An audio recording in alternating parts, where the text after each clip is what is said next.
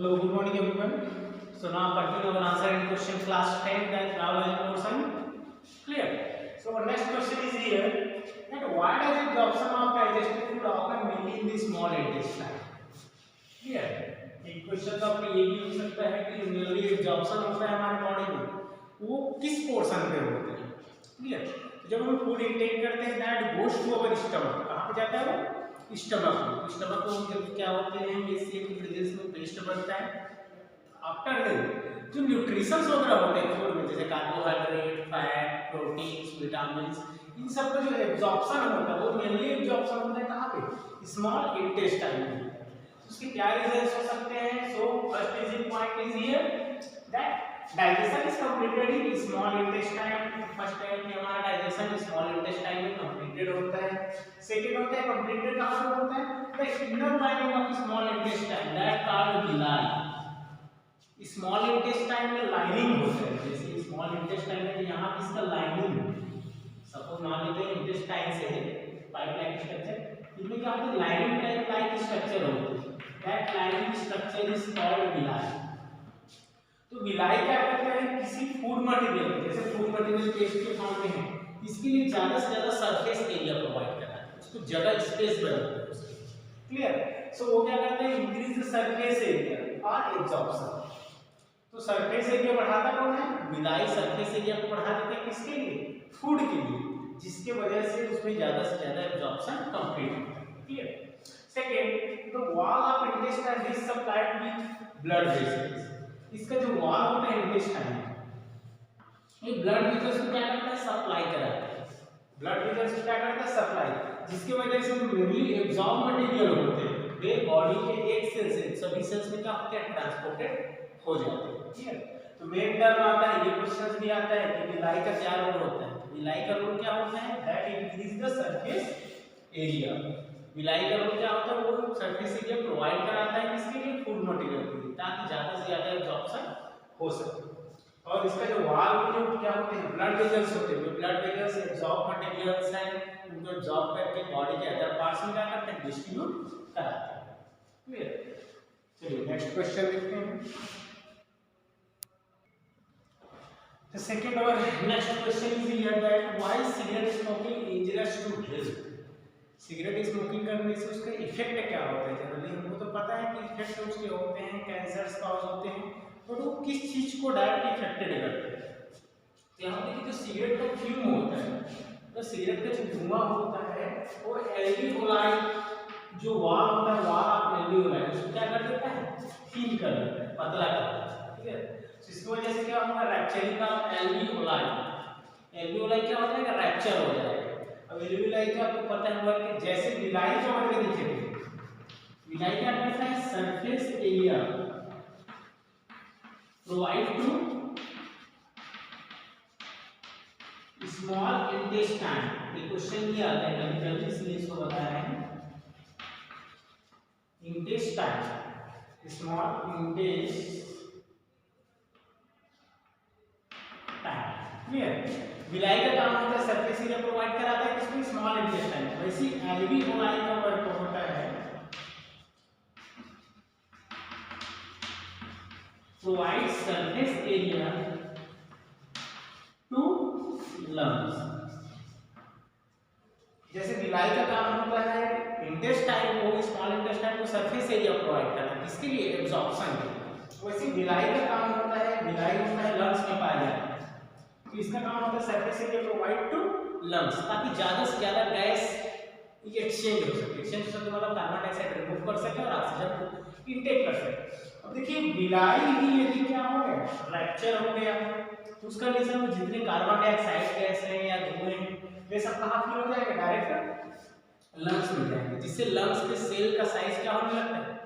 Growth होने लगता है. जो क्या कहलाता है? लंग्स कैंसर होता है. क्या कॉज होगा? Lungs cancer. सेकेंड थिंग, यदि गैस का एक्सचेंज क्या होगा? उसका कंडीशन प्रॉपर्ली नहीं होने लगा तो जो हमारा हार्ट होता है रिलेटेड होता है रेस्पिरेशन से. आपका हार्ट रिलेटेड होता है. तो जो हार्ट होता है ज्यादा से ज्यादा ब्लड को पंप करने लगता है. अब ओवर बर्डन होगा तो ओवर बर्डन होगा तो क्या हो जाएगा? हार्ट फेलियर जो है कॉज हो जाएगा. क्या हो जाएगा? Heart failure cause. तो स्मोकिंग के डायरेक्ट इफेक्ट एक तो आपके लंग्स पे होता है, सेकेंडरी में होता है वो हार्ट पे होता है, क्योंकि प्रेशर बढ़ जाता है, ब्लड का प्रेशर बढ़ेगा तो हार्ट पर बर्डन होगा तो हार्ट फेलियर भी हो सकता है। ठीक है, इसको भी क्वेश्चन याद रखना है। दोनों में सिमिलैरिटीज पूछते हैं कई बार, लाइन और एल्वियोलाइन। सिमिलैरिटीज ये है कि दोनों ही सरफेस से जब प्रोवाइड कराते हैं, एक स्मॉल इंटेस्टाइन को प्रोवाइड कराता है, दूसरा जो है लंग्स को प्रोवाइड कराता है।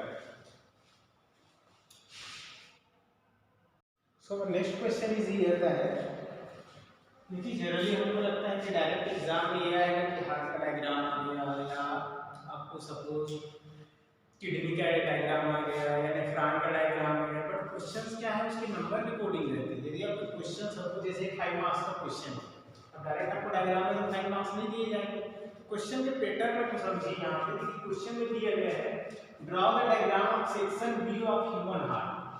सिर्फ ह्यूमन हार्ट का सेक्शन बनाना है, कौन से सेक्शन को बनाना है, दैट ऑन इट नेम, विच इसके नेम के साथ लिखना है।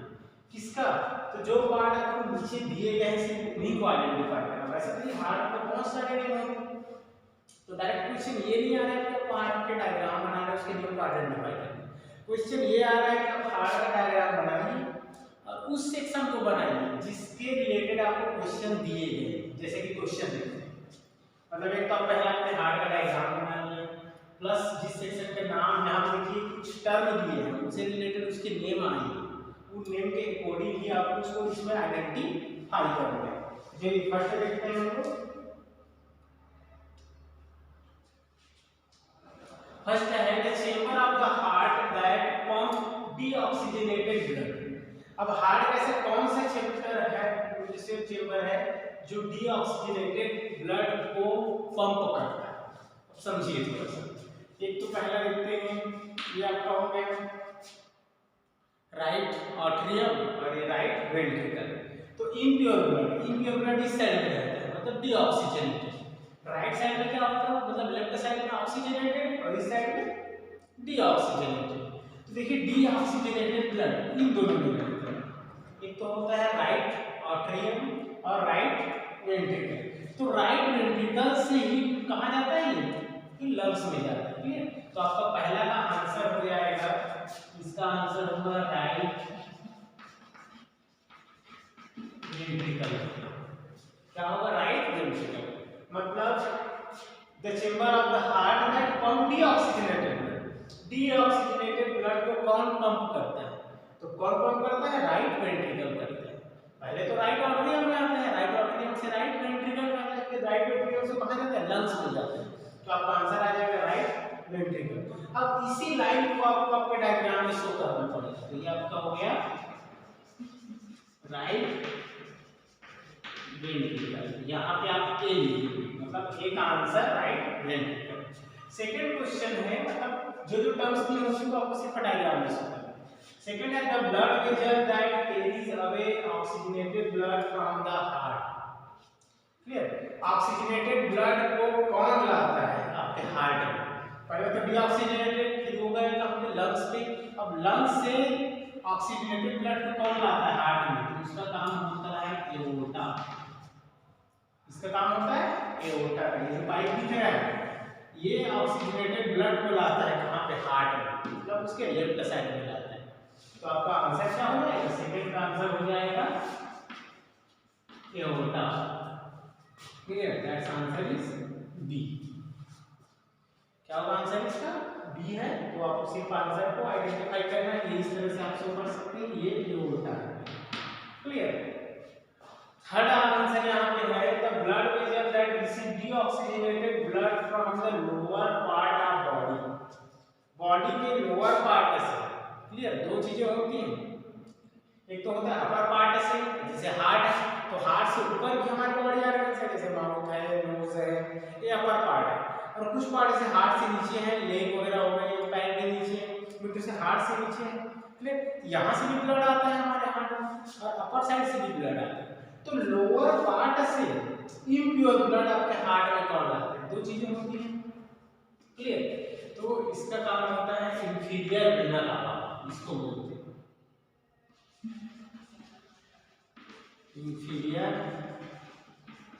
Vena cava. Clear, inferior vena cava का काम होता है इम्प्योर ब्लड को बॉडी निचले पोर्शन के ऊपर मिला, एक होता है सुपीरियर वेना कावा जो बॉडी के अपर पोर्शन से, जैसे कि हमारे आईज वगैरह के इम्प्योर ब्लड है, नोज की इम्प्योर ब्लड है, उसको फिर हार्ट में लाता है, क्लियर। तो वो कहाँ पे है, district. But inferior vena cava का काम होता है लोअर पार्ट ऑफ बॉडी, जैसे लेग में से इम्प्योर ब्लड है, क्लियर। तो लेग के इम्प्योर ब्लड कहाँ पे लाएगा, हार्ट में लाता है। तो इसका आंसर होगा इंफीरियर वेना कावा। तो आपका लास्ट आंसर है इंफीरियर वेना कावा, ये हो जाएगा सी हो जाएगा। तो क्वेश्चन आपको इसी पैटर्न में आएंगे, डायरेक्ट हार्ट का पूरा डायग्राम बनाने को नहीं आता, बट आपको डायग्राम में ये याद रखिए कि कौन सा पोर्शन बॉडी पार्ट्स के दूसरे पार्ट्स जो है उससे रिलेटेड है और किसका क्या फंक्शन होता है। तो देखिए फंक्शन के अकॉर्डिंग आपको क्वेश्चन दिया गया है ना कि डायरेक्ट दिया है, तो इस टर्म को भी आपको याद रखना पड़ेगा। तो आपका आंसर हो जाएगा कि पहले आपको डायग्राम बनाने पड़ेंगे, डायग्राम फिर उनके आंसर भी लिखना पड़ेगा, आंसर के साथ उनको डायग्राम में आइडेंटिफाई भी करना पड़ेगा। चलिए नेक्स्ट क्वेश्चन देखते हैं इससे रिलेटेड। सो नेक्स्ट क्वेश्चन है draw the diagram of the section view of human excretory system on its name and the level of following parts। That's a similar question related to previous question। इससे पहले हमने human hearts का देखा, next question देखिए। फिर से अगर आपको बोल रहे हैं कि डायरेक्ट आपको पूरा डायग्राम उसको बनाना आना चाहिए एटलीस्ट, बट फंक्शन के साथ उसके पार्ट्स को भी आइडेंटिफाई करना आना चाहिए। तो चलिए देखते हैं, आपको इसमें डायरेक्ट पार्ट्स के नेम दिए हैं ना कि इनके फंक्शन दिए हैं। तो पार्ट्स के नेम पहला है राइट रीनल आर्टरी। अब देखिए राइट रीनल आर्टरी जो आपका ये है आर्टरी और ये क्लियर, तो ये हो गया राइट रीनल आर्टरी, मतलब ये ब्लड का सप्लाई यहीं से आता है। ये लेफ्ट रीनल आर्टरी हो जाएगा, ये राइट रीनल आर्टरी, और फिर ये क्या है किडनी। तो सेकेंड जो वेना कावा, तो ये जो पाइपलाइन स्ट्रक्चर दिख रहा है ये कहलाता है वेना कावा। क्या बोलते हैं इसको, वेना कावा। ये आपका हो जाएगा right renal artery. Second term इसमें टर्म यूरिनरी ब्लैडर, तो जहां पे यूरिन जो है स्टोरेज होता है ये कहलाता है यूरिनरी ब्लैडर का, और ये यूरेटर मतलब यूरिन जो है यहाँ से इसमें फिल्टर होता है ब्लड का और यूरिन अलग हो जाता है, फिर ये आता है कहाँ पे यूरेटर पे जो इसमें स्टोरेज होता है। जब स्टोरेज होता है तो उसके बाद फिर बॉडी से एक्सक्रिएट बाहर कर दिया जाता है। अब नेक्स्ट आता है इसमें लेफ्ट किडनी, तो लेफ्ट किडनी ये हो जाएगा लेफ्ट किडनी, ये राइट किडनी। और आपको एग्जाम में उतने को ही आइडेंटिफाई करना है जो आपको पॉइंट दिए जाएंगे, हो सकता है फंक्शन के बेसिस में भी दिया जाए आपको, तो इस टर्म को याद रखेंगे और इसी के बेसिस पे आपका क्वेश्चन भी क्रिएट होगा, क्लियर।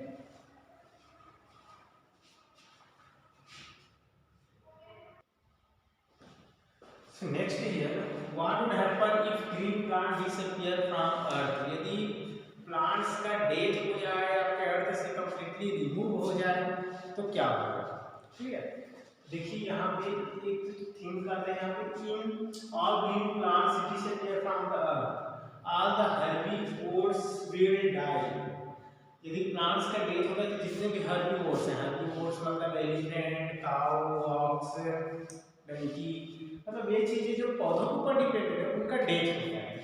और वही वर्ड आता है स्टार्वेशन, ड्यू टू स्टार्वेशन, मतलब हर्बीवोर्स का रिलेटेड किससे होता है, कार्निवोर्स से कनेक्टेड, मतलब कार्निवोर से डिपेंडेंट किसके ऊपर है, हर्बीवोर्स के ऊपर है। जैसे एलिफेंट वगैरह हो गए, काऊ हो गए, सीप हो गए, डियर हो गए, उनको कौन खाता है, तो लायंस, पैंथर, क्लियर। जो कार्निवोर्स हैं वो हर्बीवोर्स के ऊपर डिपेंडेंट है, इसलिए क्या हो जाएगा उनका भी डेथ होगा। स्टार्वेशन मींस ये क्या है, एक सीरीज है, मतलब प्लांट्स, जैसे कि प्लांट्स हैं तो प्लांट्स डिपेंड है किसके ऊपर, हर्बीवोर्स के ऊपर, हर्बीवोर्स डिपेंड है किसके ऊपर, सॉरी कार्निवोर्स किसके ऊपर डिपेंड है, हर्बीवोर्स के ऊपर। अब जब यही नहीं रहेगा तो आपका जो सीरीज है वो सीरीज क्या हो जाएगी, इनकम्प्लीट हो जाएगा। तो हर्बीवोर्स का डेथ हो जाएगा, हर्बीवोर्स के डेथ से कार्निवोर्स। अब एक क्वेश्चन ये आता है क्या जो टेरेस्ट्रियल थिंग है उनका एक्वेटिक लाइफ पे कोई इफेक्ट पड़ेगा। अब प्लांट से तो एक्वेटिक लाइफ में क्या रिलेशन है? एक्वेटिक लाइफ मतलब जो वाटर पे रहने वाले, क्योंकि आप पे देखिए अर्थ का सबसे बड़ा भाग तो वाटर ही है, मतलब ओशियन से सी तो उनके ऊपर क्या इफेक्टेड होगा? So that affected also, yes correct, affected होंगे। तो जो प्लांट्स क्या नहीं करती हैं, वो भी नहीं करती हैं। और एक्वेटिक लाइफ मतलब फिश भी को क्या होता है, ऑक्सीजन का रिक्वायर्ड होता है। तो ये दिन से करेक्ट है, इनटू से हर्बीवोर्स जो जमीन में रहने वाले हैं टेरेस्ट्रियल, उनके साथ साथ जो प्लांट इनटू से वाटर में रहने वाले होते हैं, हर्बीवोर्स उसमें भी होते हैं जो हरे पौधे को ही खाते हैं, तो उनका भी लाइफ क्या होगा, इससे डिस्ट्रॉय हो जाएगा। मतलब पूरा अर्थ क्या हो जाएगा, फिर डिस्ट्रॉयड हो जाएगा, कोई भी लाइफ उसमें सर्वाइव नहीं कर पाएगा। किसके ऊपर डिपेंडेंट है? We are dependent on plants. Clear? So we have to completed the 5 question. तो आज के इतना ही, इतना पढ़िए, सेंड कीजिए ग्रुप में और अपना रिवीजन भी कंप्लीट कीजिए। Okay, thank you.